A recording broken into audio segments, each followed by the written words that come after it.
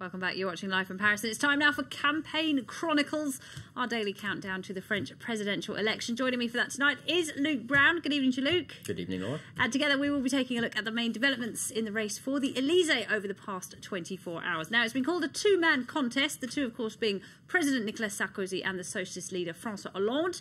But believe it or not, there are others in the race as well. We're going to take a look at some of those lesser-known candidates. Luke, we have learned tonight that Dominique de Villepin, the former Prime Minister, will not be one of them. Yes, unfortunately for his many fans around the world, he probably does have quite a few, thanks to his reputation and his apparent good looks, I'm told. He's actually announced on national TV that he's 30 short of the 500 signatures that you need to have to be qualified for the first round. Let's take a listen to what he had to say about that, as well as what he had to say about his key rival, Nicolas Sarkozy. There's still a day to go, and I will battle through, but barring a Republican miracle, I will not have the required 500 referrals, so I will be unable to participate in the presidential election. I know Nicolas Sarkozy well. There's no fear, no hatred, or delusion.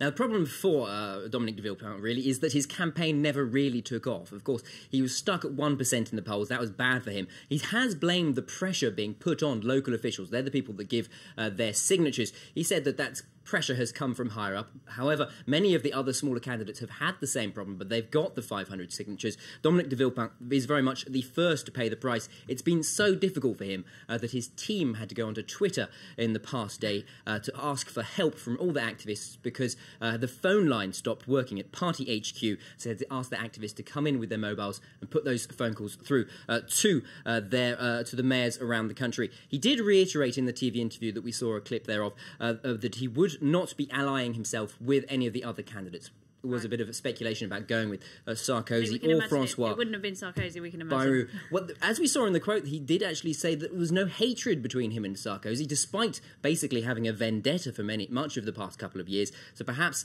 there is some degree of loyalty there towards the right-wing cause. All right, so he's not in the running, but another contender who is Norwegian-born Eva Joly. The Green Party candidate will be on the ballot after she did secure the number of signatures she needs to run. Here she is speaking in Paris outside the Constitutional Council a little earlier. All of those who thought that I would give up after all the insults, rumors and teasing, from which I have suffered for months, were wrong.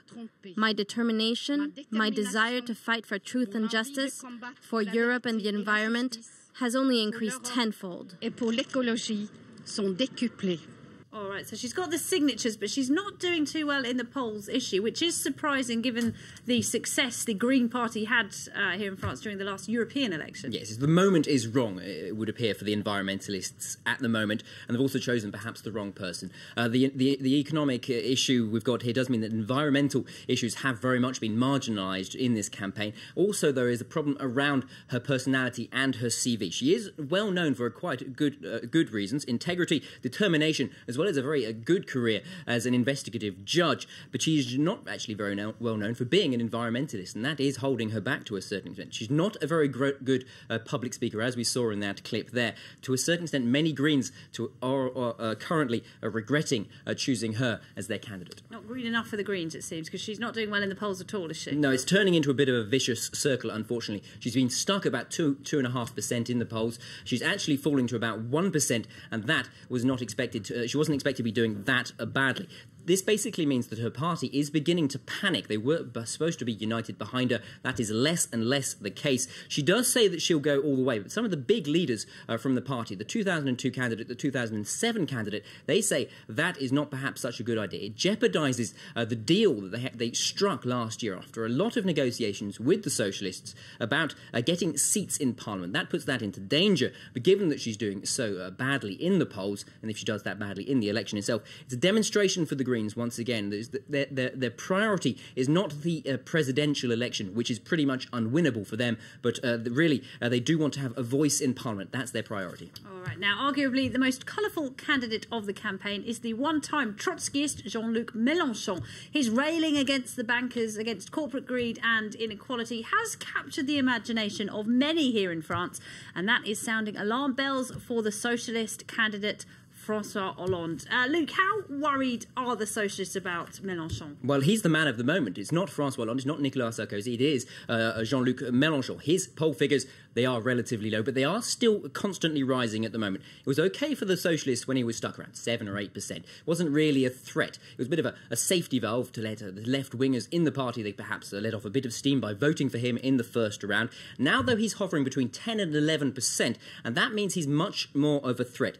Perhaps that explains why François Hollande, in some of his recent speeches, has been lurching leftwards with those higher tax rates on very high earners, and this is proving a positive thing for the UMP Conservatives. As Mélenchon rises in the polls, many are saying that Hollande is losing a couple of points at the same time. You can't necessarily say it's exactly the same voters that he's gaining and losing, but there is something that does demonstrate that. To add to the mix, what's coming out at the moment is a video that's been found in the archives, dates from 2009, was filmed for France 24, and he in it he's talking about the battle for control of the Socialist Party back in 1997. That's when Hollande actually beat Mélenchon hands down. Let's take a listen to what is basically a very scathing conclusion on Hollande. Of course, a deal with Hollande is as good as nothing, because he never keeps his word. Because it's a game for him. He likes to play. It amused him to see me humiliated, to see me furious, just to amuse him. Now, the website that began this is a right-wing website, and this is all a bit of a plot. Many people are saying that the right-wing are trying to promote Jean-Luc Mélenchon. Indeed, Sarkozy praised his political honesty. They're very much saying there is perhaps profit to be gained from a good performance from the far left at the expense of the moderate left. All right, let's talk very briefly about François Bayrou. He was quite a serious contender last time around, wasn't he? But he's seen his support evaporate really over the past 5 years. He's still in there, though, isn't he? He's struggling at fourth. He is still in there, but Mélenchon is very much snapping at his heels, as we've seen. He's doing so badly, he's had to relaunch his entire campaign this week. A new slogan, which basically is an answer to Sarkozy's La France Forte. This is La France Solidaire, France in solidarity. Bad news is for him that it's not really working. He's very popular in the polls. People like him as a person, but they're not prepared to vote for him. Basically, his message of rigour and debt cutting is not the medicine the French want to hear. All right, now, young people disproportionately hit by unemployment and suffering cuts to education spending are expected to turn out in large numbers for this election, and 5 million more of them are eligible to vote. Well, what do these first-time voters have to say about the choice of candidates? Let's find out. Give grades to each campaign. That's the suggestion put forward by so-called ratings agency Young and Poor. The organisation was founded just a few days ago and has drawn on the help of experts from across the political spectrum to rate the candidates running in the French presidential elections.